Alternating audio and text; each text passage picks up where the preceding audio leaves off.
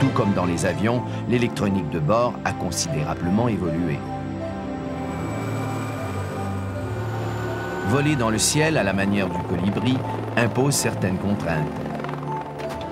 L'hélicoptère va moins vite que l'avion et consomme plus de carburant. Mais surtout, son entretien est très coûteux.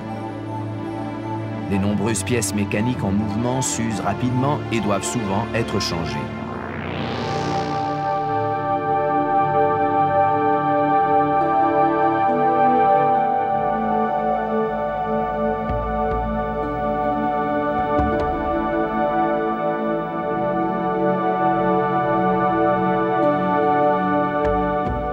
Le docteur Harrington est paléontologue.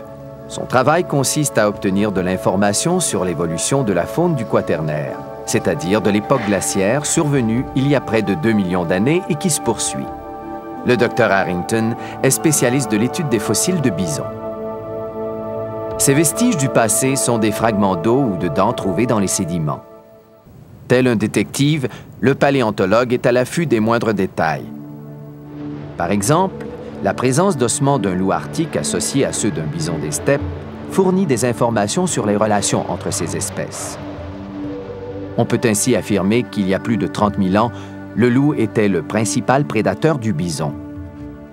Des marques profondes de crocs observées sur les ossements d'un bison, tel un chien qui mâche et mordille son os, confirment cette hypothèse.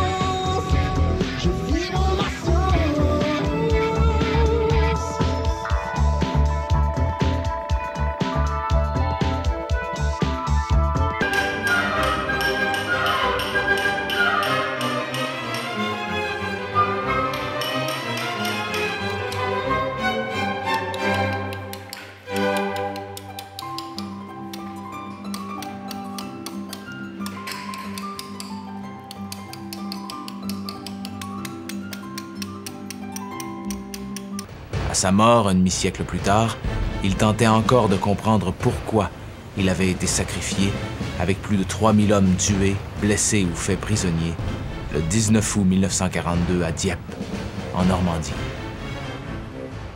Je vois Dieppe moins comme une façon de voir le succès en Normandie et plutôt comme une erreur de préparation et de formation. Si ça a aidé les Russes à gagner la guerre, bien, ça n'a pas été complètement inutile. On se console avec ça. Je pense que dans le fond, là, nous autres, les familles de survivants et tout ça, on n'aime mieux pas trop se poser la question.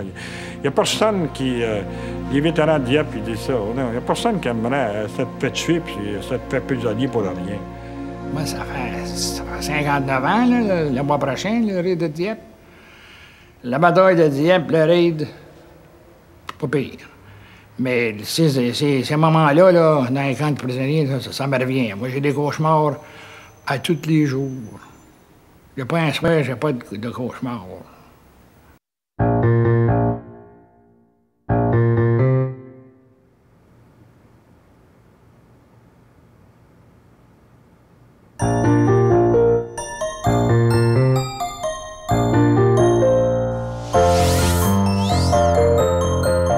In November and December helped prevent illiteracy.